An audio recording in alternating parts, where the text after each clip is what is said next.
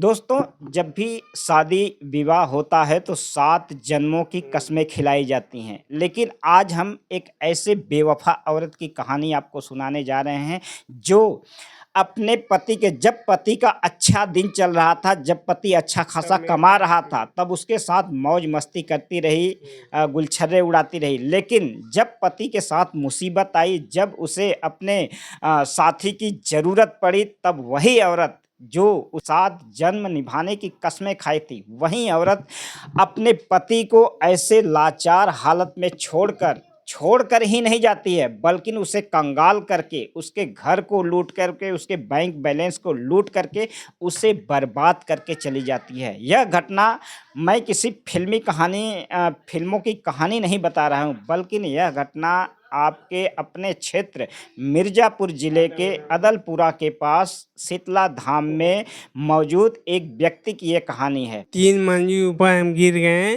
4 साल तक डो नहीं पाए, उड़ नहीं पाए। इसी मेरी पत्नी हमको छोड़ के भाग गई। तो क्या करने गए थे? कैसे आप गए थे पानी छींकने, 4 ठो बंदर दौड़ाए, भागने में दीवार गिर गए। उसके मम्मी पापा की वजह से हम गिरे हैं। उसके मम्मी पापा को 20 रुपये हम लगाए, लेकिन 1 रुपया हमको वापस नहीं किए वो। मिर्ज़ापुर ज़िले के अदलपुर के पास शीतला धाम बिल्कुल मंदिर से करीब में भैया का 3 मंजिला मकान है। के जीवन में बुरा वक्त शुरू होता है कि एक दिन इनकी पत्नी के पिताजी और माताजी इनके घर पे आते हैं।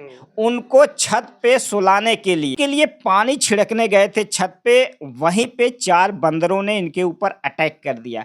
फिर बंदरों से भागते समय, जान बचा के भागते समय, क्या आप गिर पड़े थे? 3 मंजिल ऊपर गिर गए दीवार लेके। 3 मंजिल ऊपर से भैया नीचे गिर जाते हैं। फिर क्या हुआ? आप हॉस्पिटल गए होंगे। हॉस्पिटल गए, डॉक्टर बोला नहीं बच पाएगा, लेकिन उनको शीतला माता बचाएंगे। कैसे? हम लोग पुजारी हैं। कितने पैसा आपने लगा दिया अपने इलाज में? अरे 20 लाख रुपए लग गया।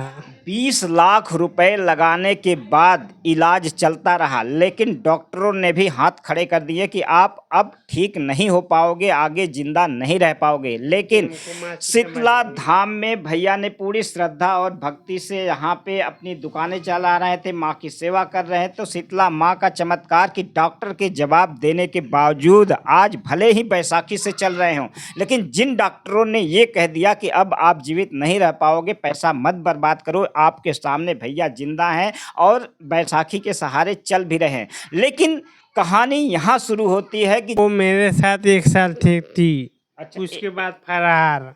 1 साल तक वह औरत भैया के साथ रहती है। लेकिन जब डॉक्टरों ने भैया को जवाब दे दिया कि अब आप ठीक नहीं हो पाओगे, जिंदा नहीं रह पाओगे, कुछ ही दिनों के मेहमान हो, तो औरत समझ गई कि इस आदमी के साथ मेरा जीवन बेकार है रहना। अब इसका बुरा वक्त चल रहा है, अब यह कुछ ही दिनों का मेहमान है। तो वह औरत तुरंत अपना पैतरा बदलती है और भैया के घर से जितना भी नगद कैश होता है, गहने होते हैं, क्या क्या वो लेकर भागी आपसे? रकम पाता है जितना शादी में लगता है वो भागी। 20 लाख रुपया था, 2 लाख रुपया था अनोखी के नाम से, मेरी बेटी के नाम से, वो लेके भाग गई।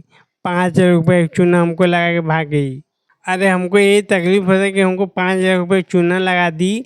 वो अगर रहता तो मेरी बेटे को काम देता ना।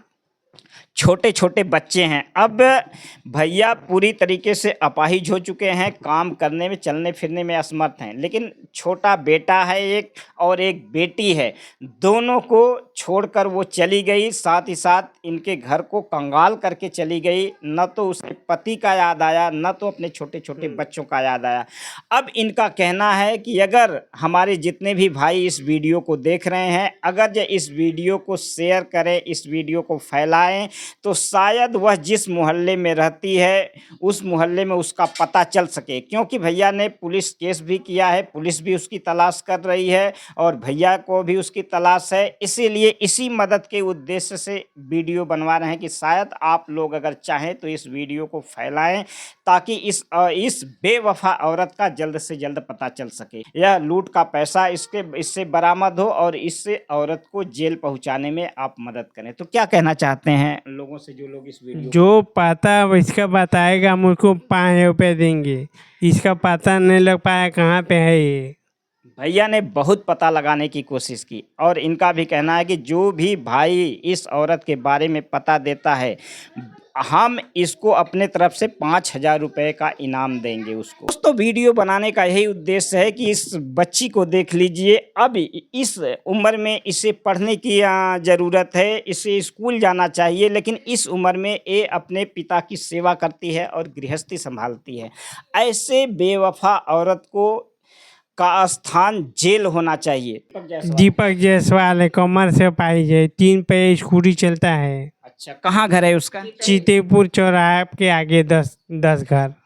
दोस्तों शीतला धाम पे वह औरत, बेवफा औरत, यहीं पे उनकी दुकान थी, 2-3 दुकानें थी, एक दुकान पे वह बैठती थी। और यह जो दीपक जायसवाल है जिसका घर भैया चितईपुर बता रहे हैं, चितईपुर से आता है, उसे अपने प्रेम में फंसाता है और इनका घर दोनों मिलकर लूट करके फरार हो जाते हैं। कि मम्मी की याद आती है आपको? नहीं आती है। अब नहीं आती। देखिए ये गुस्सा है जो माँ पैदा करती है, इतनी बेवफा औरत का वास्तव में बच्चे भी बोलते हैं अब याद नहीं आती है ऐसे बेवफा। कुल गायब कर दिलस, सारा सामान गायब कर दिलस। भैया इनसे उनसे कर्जा लेके अभी तक ले कर्जा लेके भैया के लगौली।